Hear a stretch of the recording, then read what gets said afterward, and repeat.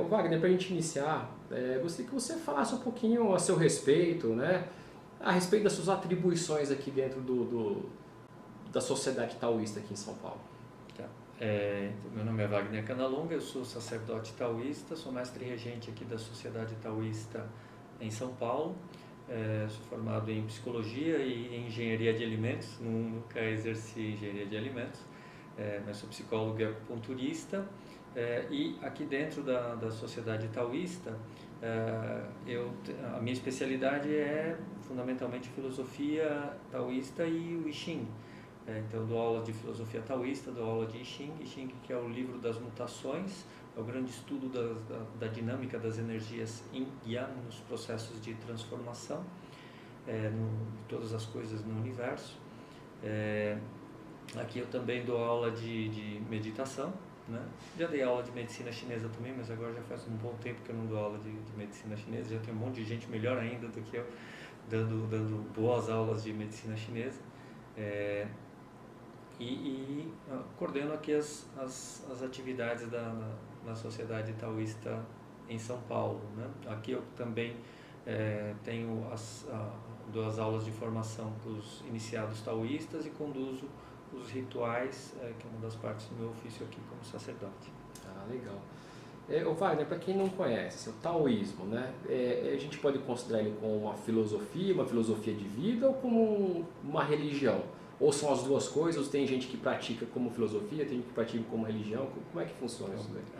O nosso mestre Wu Ji-shen, quando ele fundou a Sociedade Taoísta do Brasil, a ideia dele era apresentar o taoísmo da sua forma mais próxima do original. E na sua origem, o taoísmo tem tudo isso junto, sem separação. Então, todo o pensamento dos mestres taoístas se orienta na observação da natureza e dos fenômenos naturais. Então, toda a ética e toda a filosofia de como os mestres taoístas veem o mundo, veem o homem, veem os fenômenos, tudo parte da observação da natureza e do homem inserido harmonicamente nesse mundo natural. A partir dessa observação surge toda uma maneira de pensar, toda uma filosofia, né, que estrutura um jeito de interagir com o mundo, né, onde surgem naturalmente técnicas de harmonização do homem com esse mundo natural.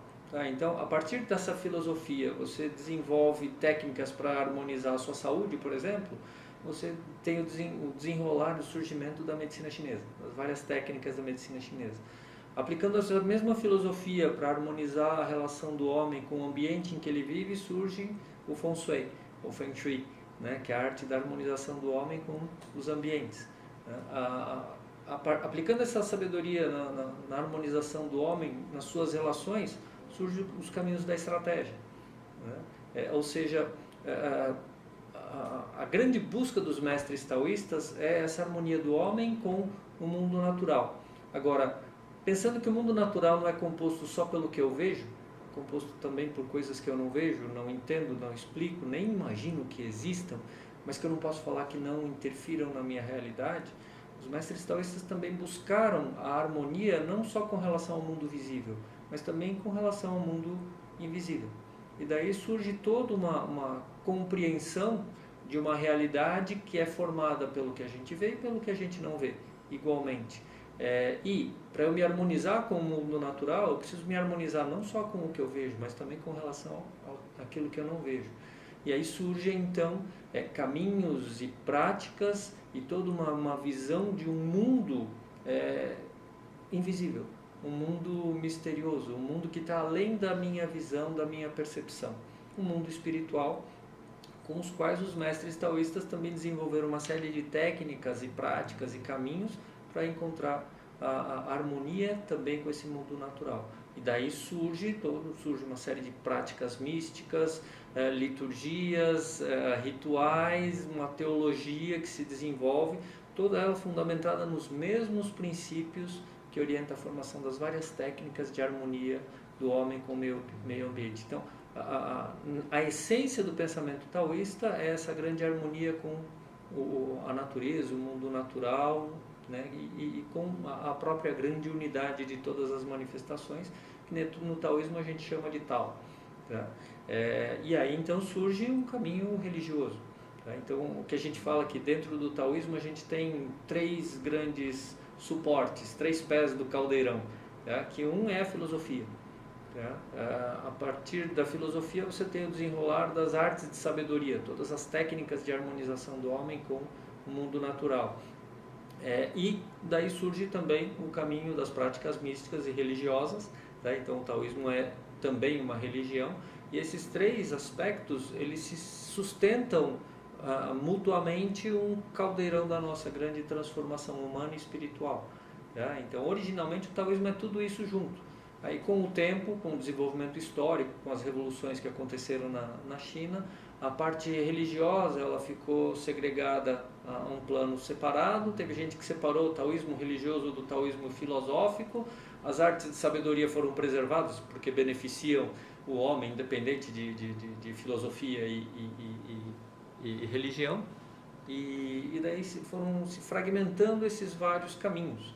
Tá? E aí muita gente entrou em contato com o taoísmo através da filosofia, através do I Ching, do Tao Te Ching, né? O livro do Caminho da Virtude, o livro das Mutações. Outras pessoas entraram em contato com o taoísmo através das práticas de Tai Chi Chuan, né? Do Qigong, né? Outras através da medicina chinesa, outras através da estratégia. Né? E quando o nosso mestre montou a sociedade taoísta, ele falou, a gente vai ter tudo isso daqui. As pessoas não vão ter que ser taoístas religiosas para praticar ou entrar em contato com esse conhecimento. A gente vai ter como se fosse um local com várias portas abertas. As pessoas podem se aproximar pelos vários caminhos diferentes e todas vão culminar, vão chegar numa essência que é comum a todos esses vários caminhos. E a partir de onde a gente pode interagir harmonicamente com todos esses caminhos. Legal, legal. Tá? E como é que deu esse seu contato com o taoísmo? De onde que veio? Né? Que taoísmo, assim, não é tão divulgado, né? Não é uma filosofia tão conhecida, né? Como é que você ficou sabendo? E por que taoísmo? Né? O que te chamou a atenção no taoísmo que hoje em dia você está aqui realizando esse trabalho aqui na sociedade? Quando eu era criança, eu já tinha uma coisa de gostar de ficar olhando bicho, olhando peixe, olhando a natureza. Eu gostava de ficar olhando o céu, as estrelas, né? De ficar, vamos dizer assim, vagando, né? Nessas reflexões assim, a respeito do mundo, da existência, de porquês e tudo mais. Eu já tinha essa verve. E quando eu estava na faculdade de engenharia, no último ano da faculdade de engenharia, que era bastante, né? Eu fiz na Unicamp, né? Então, uma faculdade maravilhosa, né? A formação maravilhosa para quem vai se tornar engenheiro. Mas para mim era tudo muito técnico e material, né? E eu tinha algo que me puxava para o lado filosófico, né? Então eu estava numa área de exatas, mas tinha algo dentro de mim que puxava para humanas. E no último ano de engenharia, eu entrei em contato com o I Ching, né? O livro das mutações. Eu comprei meu livro, tá? E desde cedo eu já comecei a interagir com ele como oráculo. Autodidata. Sim, eu comprei o livro, daí ele ensinava como consultar o oráculo, eu comecei a consultar e desde cedo já me encantei com o livro e já conseguia ter uma fluidez até para interpretar as consultas de oráculo, né? Mas eu nunca imaginei que eu poderia estudar o I Ching, né? E o que mais me intrigava era que no livro você tem um monte de coisa escrita, você tem os comentários, né, de cada um dos textos do Confúcio, do Rei Wen, do Kiritsu, que são os grandes sábios que deixaram para a gente esse conteúdo. Então tinha os comentários do Richard Wilhelm, que era o tradutor, a respeito dos textos sagrados, né? E aí eu entendia, mas o texto que o Rei Wen, do Kiritsu e o Confúcio escreviam, eu sabia que vinha dos símbolos, os trigramas e hexagramas do I Ching. E isso o livro não explica, de onde vinha aquela sabedoria, né? Ele não ensinava a fazer essa ponte, tá? E eu gostaria muito de aprender, né? Eu tinha aquilo comigo, seria uma coisa muito legal, mas não imaginava que eu poderia entrar em contato com isso. E depois que eu me formei em engenharia, já em crise, né? Eu entrei num banco multinacional, né? Eu entrei no Banco de Boston num programa de trainees, né? Não tinha nada a ver com engenharia porque eu não queria mais aquela área. E daí também era um outro caminho, assim, muito materialista, né? Entrei em crise porque logo no começo eu saí de Campinas e vim para São Paulo trabalhar no Vale do Anhangabaú, né? E aí trabalhava num ambiente que era muito chique, mas na hora do almoço eu descia lá para o Largo São Bento, né? E passava por situações assim que eu via um contraste muito grande, muita riqueza e muita pobreza, né? E assim, entrando numa crise particular pessoal, teve uma hora que eu encontrei uma escola de Tai Chi Chuan e comecei a treinar Tai Chi Chuan. E lá o professor ensinava também I Ching. Daí eu comecei a estudar, fiquei maravilhado, falava, puxa vida, eu acho que é mais ou menos por aqui que eu quero ir. Quando eu descobri que eu podia estudar acupuntura aqui no Brasil, eu falei, eu acho que é por aí, né? E aí eu saí do banco, né? Saí do banco, estava novinho, né? Então dava para fazer muita coisa. E daí fui me aprofundando, né? Fazia cursos direto, saí do banco, mas segui prestando serviço para o banco, para poder pagar os meus estudos e viver minha vida, porque eu não morava mais com meus pais, eu já morava por minha própria conta. Então, segui trabalhando para o banco como terceirizado por 3 anos e nesses 3 anos eu estudava loucamente, já fazia estágios, já comecei a trabalhar e fui aumentando esse trabalho nessas áreas, né, de terapias e já comecei a dar aula de Xing a convite do meu outro mestre, que em 95 eu conheci o mestre Wu de Shen. E aí eu me encantei com ele, porque a primeira aula que fui ver dele era de Xing, eu já estudava Xing com outro professor, mas quando eu fui estudar lá com o mestre Shen, ele dava aula com o Xing do Richard Wilhelm, aberto, com o livro do Xing em chinês e a tradução dele. Os 3 abertos, assim, ele dava aula. E a aula dele era perfeita, porque se você anotasse o que ele falava, já saía o livro pronto, né? E eu tinha cãibra na mão de tanto que eu anotava. Então me maravilhei, encantei, grudei no chinês, né?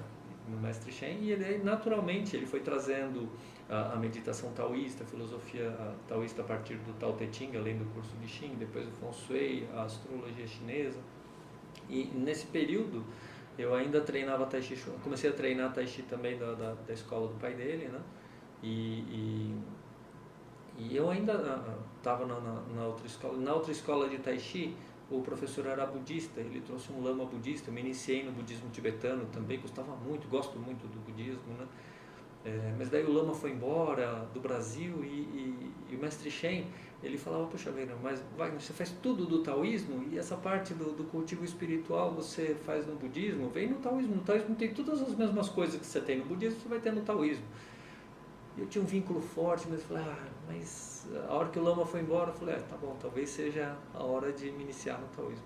Aí me iniciei no taoísmo e foi um processo muito forte para mim. Logo que eu me iniciei no taoísmo, veio o Dalai Lama para o Brasil, lá em Curitiba. Daí eu falei, caramba, eu tenho que ver o Dalai Lama. O pessoal falou, mas você vai voltar a ser budista? Eu falei, não, eu vou fechar com chave de ouro meu ciclo, né? Aí fui ver o Dalai Lama, fiquei maravilhado também, voltei e segui no taoísmo, segui firme, e aí naturalmente fui me desenvolvendo, fui estudando. Meu mestre me chamou para dar aula de Xing e ele em 99 iniciou um seminário para a formação de sacerdotes e daí eu entrei naturalmente para fazer a formação de sacerdotes. Depois a gente inaugurou a Sociedade Taoísta em São Paulo. Logo que a gente inaugurou, meu mestre foi fazer o retiro para a China. A gente inaugurou num fim de semana, na semana seguinte ele foi para a China, ficou 1 ano e meio lá na China, né? E a gente tinha a tarefa de tocar o templo e fazer o templo sobreviver pelo menos até a volta dele, né? E quando ele voltou a gente já estava com um público bom. Aí quando ele voltou o trabalho cresceu, só que daí em 2004 ele faleceu, né? E daí foi um baque para todos nós, mas a gente seguiu firme no trabalho. Depois em 2006 eu fui com 2 amigos para Taiwan, na Sociedade Taoísta de Taiwan, e lá eu fui ordenado a sacerdote taoísta num nível superior, né? Eu e meus 2 amigos, e aí a gente voltou aqui para o Brasil para dar continuidade no trabalho, eu aqui em São Paulo e o Hamilton Fonseca Filho lá no Rio de Janeiro, na Sociedade Taoísta do Brasil. Eu vi o site. Aqui então na sociedade tem essas práticas, né, do Qigong que a gente percebe lá pelo site, tem uns rituais também, né? Eu vi que você faz uma leitura do Tao Te Ching, né, pela internet também, você faz a leitura dos capítulos, né? A gente tem várias atividades aqui na sociedade, né, e nesses vários campos que eu te falei. Então, a gente tem regularmente um ritual, né, que é aberto, as pessoas podem vir participar, um ritual de purificação. Eu conduzo as práticas, semanalmente as práticas com os iniciados e dou um seminário para os iniciados taoístas. Mas no dia que eu dou essa prática para os iniciados, que é segunda-feira, logo depois da prática com os iniciados, que é restrita, a gente tem uma atividade aberta, que é a meditação, e o estudo do Tao Te Ching, que é o livro do Caminho da Virtude, que é uma das obras centrais, né, fundamentais da tradição taoísta. Isso é aberto, isso acontece toda segunda-feira às 20 horas, e já faz um tempo que a gente transmite a palestra do Tao Te Ching, o estudo do Tao Te Ching, a gente transmite ao vivo pela nossa plataforma digital, que se chama Taoísmo Online. É facinho para acessar, que é www.taoismo.online. Você entra lá, se cadastra, né, com login e senha e acessa. Tem várias palestras, vários conteúdos abertos e tem os cursos pagos também que a gente ministra nesse ensino à distância, né? E essa atividade, a meditação e o Tao Te Ching, não tem pré-requisito. Quem quiser, é porta aberta. Quem quer vem, né, e pode participar dessa atividade. Fora isso, a gente tem o curso de formação no I Ching, que é o livro das mutações, né, que é o grande estudo do Yin e do Yang. Toda a base do pensamento taoísta é todo o I Ching. Não tem como estudar taoísmo sem estudar I Ching. Isso tem aulas regulares na quarta-feira, tem aulas mensais também no sábado. Eu dou os cursos avançados também de I Ching. Fora isso, a gente tem o curso de Introdução à Filosofia Taoísta, que é um curso bem didático, bem organizado, né? Sistematizado em 3 módulos, primeiro, segundo e terceiro. Ele é todo online também? Ou atualmente ele é todo online, só que as aulas mesclam gravações que a gente fez de cursos presenciais e aulas que a gente gravou só para o formato online. Então ele tá num formato bem interessante, mas atualmente ele está sendo ministrado só no formato online, está dentro da plataforma, né? Fora isso, a gente tem vários outros cursos, né? Tem o Princípios de Medicina Tradicional Chinesa, que não é profissionalizante, é uma apresentação, mas bastante consistente. A gente tem o curso de Feng Shui, que é a harmonização dos ambientes. A gente tem vários cursos de Qigong, né? Então tem Qigong de várias linhas e de tempos em tempos a gente também tem recebido mestres que vêm de fora do Brasil, né? Mestres de outras linhagens, inclusive. E a sociedade aqui em São Paulo, a sociedade taoísta aqui em São Paulo meio que virou um ponto de encontro, né? de grandes mestres e de linhagens diferentes do taoísmo. O taoísmo é muito antigo, então tem várias linhagens diferentes. E que a gente causa alguma confusão ou não? Pode causar, mas a gente está aqui para ajudar o pessoal a desfazer os nós, né? Desatar os nós, assim. Porque, assim, dependendo da linhagem, você tem um determinado direcionamento que outra linhagem segue um direcionamento diferente. Então, por exemplo, até na prática de Qigong, tá? Que são as práticas de exercícios de cultivo da saúde e da longevidade, né?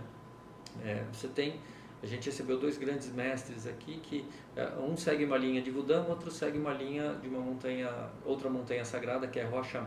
O Wudang e o Huashan são montanhas sagradas do taoísmo, são berços do taoísmo, né? E os 2 mestres que trazem linhagens tradicionais, mas uma linhagem, numa delas você tem, junto com o exercício, você tem toda uma visualização, né, da energia circulando assim, assado, daqui para lá, sobe e desce assim. E na outra você não pode visualizar nada, né? Você só faz a postura ou o exercício e não visualiza absolutamente nada, tá? E são 2 linhagens tradicionais taoístas. Daí você fala, pô, mas isso é completamente divergente, como é que pode uma coisa assim? Quem está certo, esse ou aquele? Na verdade, os 2 estão certos, tá? Cada um dentro da sua referência, né? Assim, sendo o taoísmo muito antigo, é natural que ele tenha muitas ramificações diferentes. E a ideia de ramificação é muito interessante, porque se você pensar na árvore, uma mesma árvore, ela solta ramo para cá, para o leste, para o oeste, para o norte, para o sul, para cima, para baixo, vai para ramos. E a raiz dessas árvores são esses grandes clássicos aí. O Lao Tzu, o que seria essa raiz dessa grande árvore? Quando a gente vê as ramificações, a gente vê várias linhagens indo para direções aparentemente diferentes, mas todas com o mesmo DNA. Então, na essência, a gente tem alguns princípios que são comuns a todas as linhagens. E essas manifestações, elas são diferentes. E quando a gente compara os ensinamentos taoístas com uma árvore, né, a raiz dessa árvore, ela está nos ensinamentos do I Ching, no livro das mutações. O tronco dessa árvore são os ensinamentos do Tao Te Ching, o livro do Caminho da Virtude. E a copa da árvore são os ensinamentos de um mestre chamado Chuang Tzu, os ensinamentos essenciais. Tá? Então são as 3 obras do mistério e que mostram, primeiro, o conhecimento das mutações, ela é a base para você poder se harmonizar ao mundo natural. Né? Tendo essa base firme, consistente, você consegue se nutrir e sustentar a sua manifestação externa visível. E aí você usa o conhecimento do Tao Te Ching para sustentar o eixo da sua manifestação no mundo. Tá? Mas tendo essa base, tendo uma manifestação equilibrada, bem centrada, aí é importante que a gente não fique só nisso, é importante que a gente também invista parte da nossa energia na construção da copa, o nosso voo de transcendência espiritual, né? Que é o que nos convida o Chuang Tzu. Tá? E aí o próprio curso de filosofia taoísta, quando eu estruturei, né, ele é dividido em 3 módulos, e os 3 módulos eles seguem essa estrutura da árvore. O primeiro módulo a gente estuda a filosofia do I Ching. Segundo módulo, exatamente. Segundo módulo, que é o Tao Te Ching, a gente estuda bases da medicina chinesa e a gente, para entender como é que a gente se harmoniza, pelo menos na saúde, e as virtudes, né? As virtudes, os vários sistemas de virtudes presentes no taoísmo. Tá? E no terceiro módulo a gente tem o grande voo, que são os caminhos de transcendência propostos pelos mestres taoístas. A gente fala de rituais, práticas místicas, meditação, alquimia, fala um monte de coisa.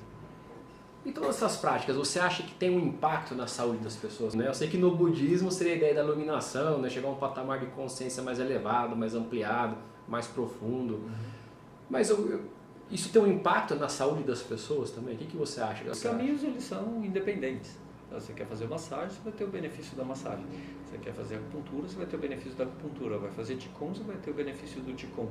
Né? Você precisa ser taoísta religioso para praticar algum desses caminhos, para estudar o I Ching, para nada, você não precisa. Por quê? Porque todas essas práticas, essas técnicas, estão fundamentadas em bases da natureza e da naturalidade. E a natureza e a naturalidade é a mesma para todo mundo. A gente pode entender saúde, então, como você disse, né? Existe lá os fenômenos da natureza, né? A gente se harmonizar com o universo. A gente pode entender, segundo o taoísmo, a saúde seria isso. A gente conseguir chegar nesse ponto de integração com os movimentos do universo. Isso produziria saúde na gente. Quanto mais eu caminho em harmonia com os movimentos do universo, quanto mais em harmonia eu coloco o meu pulso com o pulso da natureza e da naturalidade, mais eu colho os bons resultados dessa relação e mais eu experimento a harmonia do meu próprio universo, que eu vou experimentar como saúde. Saúde fisiológica, saúde emocional, energética, espiritual. Tá? Então, agora, dentro do taoísmo, você citou o budismo, né? O budismo fala da iluminação da consciência. No taoísmo, a gente tem o trabalho da consciência concomitante ao trabalho com o corpo. Porque o nosso corpo, ele, vamos dizer assim, é uma manifestação material da nossa consciência. Né? A nossa consciência está enraizada nesse corpo. Né? E se eu trabalhar só a consciência e não trabalhar a raiz densa fica segurando a minha consciência. Então eu vou até um certo ponto, depois, se o corpo não evolui, não fica leve, ele puxa, porque a consciência está enraizada aqui. Tá? Eu posso também trabalhar só o corpo e não trabalhar a consciência, mas daí se eu trabalhar só o corpo e a consciência ficar densa e pesada, ela puxa também a qualidade do corpo. Tá? Então, para que eu consiga elevar a qualidade da minha consciência ou do meu corpo consistentemente, eu preciso caminhar com os dois juntos. Eu preciso elevar a qualidade, a luz da minha consciência e junto deixar meu corpo mais leve, né? Mais harmônico, mais leve. Tá? Então, para que eles possam juntos, um ser suporte para o desenvolvimento do outro, caminhar em harmonia. Quando você fala do desenvolvimento então, da mente e do corpo, você está se referindo talvez aos 3 tesouros, que a gente chama da medicina chinesa, lá, o Qing, Jin, Qi e Shen. Exatamente. Então, cultivar essas 3 instâncias. Cultivar os 3 tesouros. Os 3 tesouros. E assim, por isso que dentro do taoísmo, as práticas de Qigong, Tai Chi Chuan, as práticas físicas, elas são muito valorizadas e prestigiadas. A prática do Qigong é um dos pilares do caminho taoísta. Né? Por quê? Porque você precisa estar com o corpo saudável para poder meditar bem, por exemplo. Se você está com o corpo todo dolorido, você não consegue nem sentar para meditar. Tá? Então, o teu corpo ele tem que ajudar a sua prática para que a sua consciência se eleve. Né? E para isso você tem que cuidar do corpo, tem que trabalhar o corpo. Então, essa é a lógica do pensamento taoísta, a lógica do equilíbrio entre o Yin e o Yang. Tá? E por isso que, assim, dentro do taoísmo a gente tem um monte de práticas voltadas ao cultivo da saúde. Então, toda a medicina chinesa ela é desenvolvida com base no pensamento dos mestres taoístas para a restauração do equilíbrio da nossa saúde. As práticas de Qigong, de Tai Chi, da meditação, são todas voltadas também para o cultivo da nossa saúde. Tá? Mas a gente tem também dentro do taoísmo a priorização também, igualmente, do desenvolvimento da consciência. Seja através do estudo, da filosofia, da reflexão, né? Seja através da meditação, do cultivo do silêncio. Tá? E, às vezes você fala, não, separando a religião. Dentro do caminho taoísta, o trabalho com a religião, o trabalho religioso, faz parte do cultivo da iluminação da consciência. Né? Para que a gente possa entrar num estado mais elevado, num patamar mais elevado de consciência. Tá? E não fazendo apologética, então só o caminho taoísta salva. Não, não é.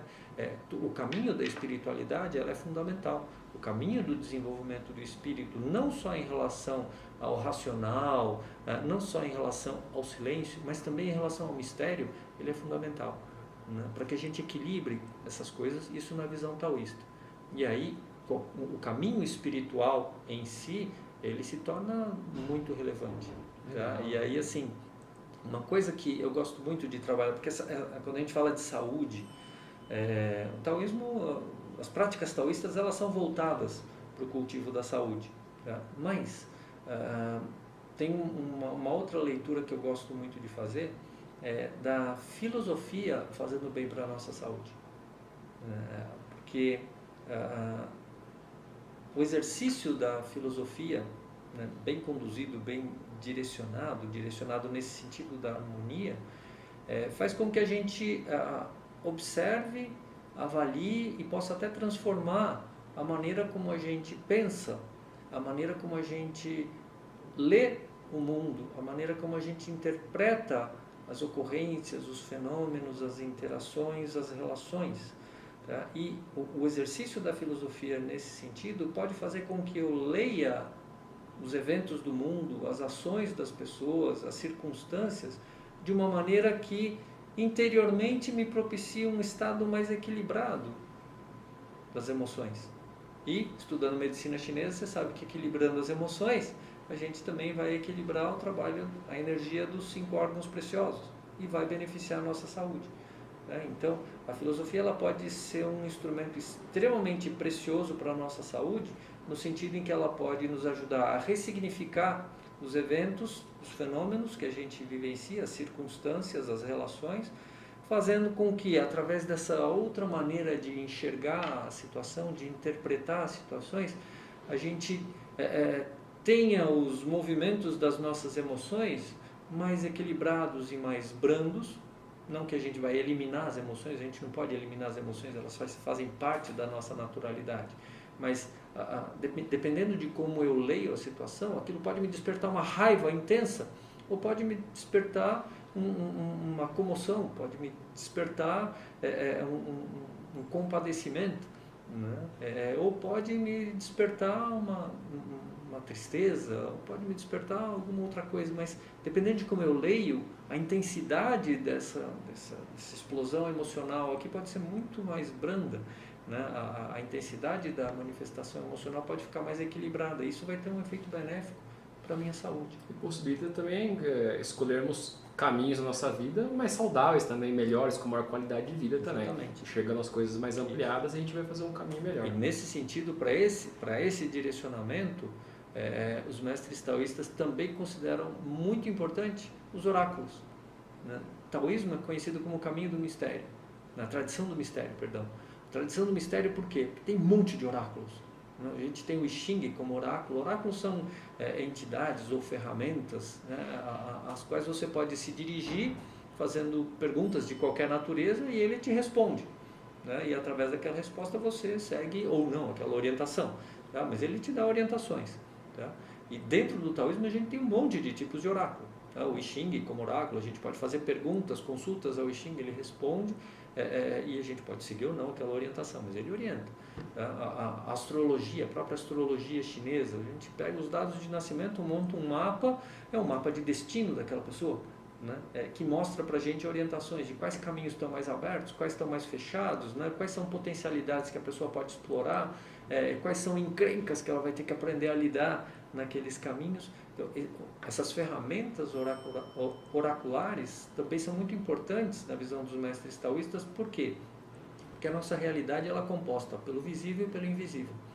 Então, quando eu analiso uma situação, uma circunstância, eu analiso com base naquilo que eu vejo, naquilo que eu tenho de dados, de informações, aquilo que eu consigo raciocinar, refletir, mas essas informações elas são limitadas, né? E tem inúmeros outros aspectos que eu posso não estar considerando por não ver, por não entender, por nem imaginar que está fazendo parte da minha circunstância e que estão lá presentes, interferindo na situação. E aí quando eu me dirijo a um oráculo, o oráculo, por excelência, alguma coisa que eu não havia pensado. Na verdade, o oráculo, na visão dos mestres taoístas, ele vai trazer a síntese, né, daquele caminho, daquela circunstância. Ele já vai trazer ali como é que o Yin e o Yang já estão configurados. Então ele traz o elemento do visível que eu entendi, que eu levantei os dados, eu aplico ali naquela leitura, mas ele traz junto também os elementos do invisível, que eu não sei quais são esses elementos, né? E aí, a partir dessa orientação que já traz o Yin e o Yang sintetizados, eu tenho maior chance de me harmonizar ao próprio caminho, à própria circunstância, né? Ou seja, essa busca pela harmonia com a natureza, o mundo, os fenômenos é uma constante no pensamento taoísta, porque no fundo é isso que nos leva ao retorno ao Tao.